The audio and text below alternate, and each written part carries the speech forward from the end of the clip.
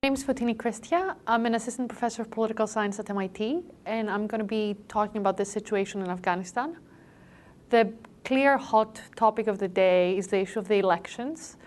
We now had results that basically suggest there was huge amounts of electoral fraud, and they also suggested that President Karzai did not get the 50% that he needed to win outright. So people are saying that there's going to be a second round of elections for November 7.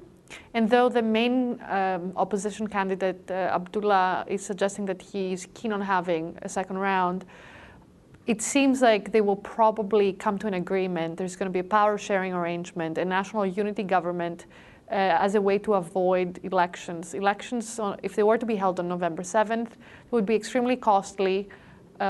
It would be hard to reach some areas of the country because of the winter weather.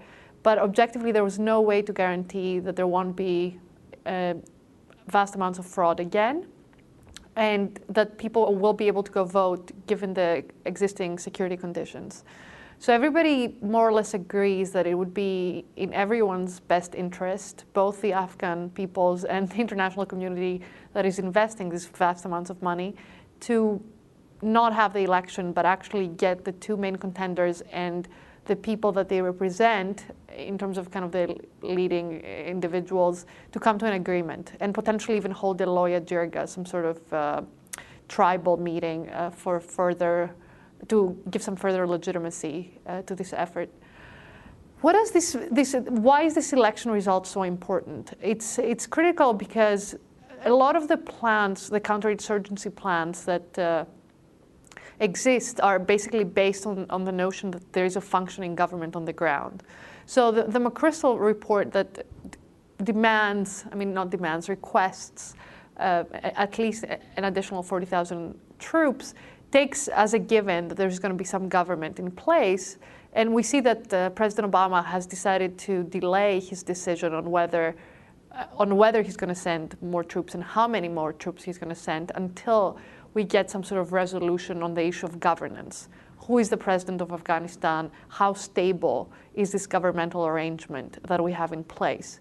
That said, having a president, of course, is key, rather than having a complete power vacuum, but that doesn't translate in some sort of steady and solid governmental presence in the periphery, particularly in the rural areas of the east and south, where the insurgency is raging strong.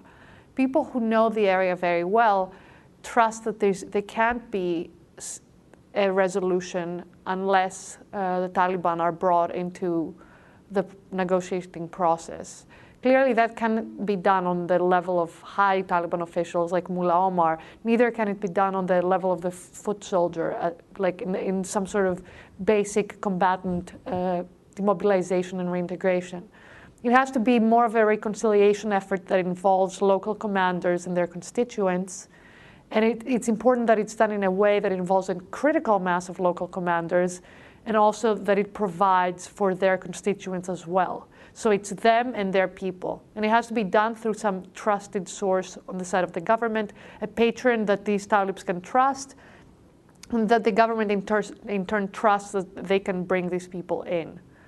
In terms of what does that mean, this reconciliation strategy with the Taliban, the first step is clearly reconciling and kind of bringing them to agree to some sort of arrangement, but there also has to be a certain degree of power sharing. And it's astounding to see the number of Afghans, not just Pashtuns, who are more positively inclined to the Taliban, but also minority groups, who basically say that there can't be peace in Afghanistan without the Taliban being part of the process. So they realize that the only realistic way of doing this is to come to some sort of power sharing arrangement. The question is, how do you get to that? How do you make this arrangement stable? This is going to be very difficult to attain. And this is going to be the most tricky part, actually, in the context of governance. But unless it becomes self-sustaining, it's going to be very hard for the US and the other allies to actually leave. The main debate on the increase of troop levels is basically should we be increasing troops and having kind of a larger footprint, or is the way to go a lighter presence? Basically, the question, should we be fighting a counterinsurgency strategy, or should we switch to counterterrorism? This is a valid question, especially given the fact that the consensus is that though there is some al-Qaeda presence in Afghanistan, al-Qaeda is predominantly based in Pakistan, and people do not necessarily think that Afghanistan could be a base for a future terrorist attack. There are concerns, however, that if it were to continue to be unstable, it could act as al-Qaeda's video room. They could use it to basically kidnap people, foreigners in Afghanistan, decapitate them, or burn down the U.S. embassy in some sort of triumphant Taliban takeover of the country. The general idea being that if we were to leave Afghanistan, i.e. withdraw the troops now, there's no way to ensure that the Taliban are not going to take over the capital. Given the existing power structures among local groups, it's very likely that we're going to see a repeat of what we saw in the 90s. I mean, clearly the Taliban is slightly different than it was in the 90s, but the notion being that they could have the power to actually take over the capital. So the concern is larger than just, if we were to leave, there would be large concerns, and they're not just related to al-Qaeda.